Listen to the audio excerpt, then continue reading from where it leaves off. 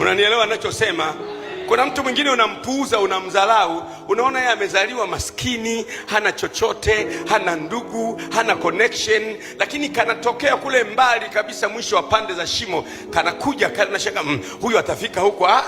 Mungu ana kawaida, ile neema aliyoiweka ndani yako, ile neema inaanza kupeleka polepole mahala ambapo unatakiwa kwenda.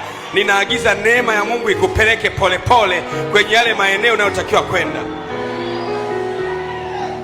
Kwa hiyo kama uko smart, hebu sema smart. Haumlaumu mtu.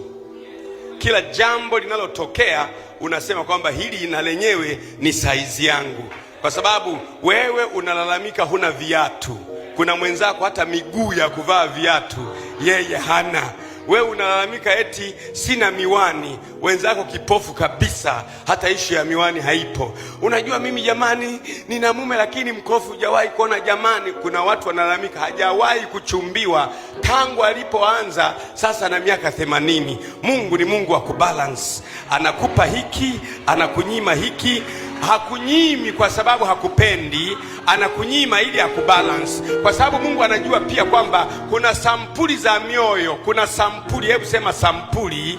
Kuna sampuli ya mioyo ya watu, ukimpa mali sana atatukana watu na atashindwa kwenda mbinguni.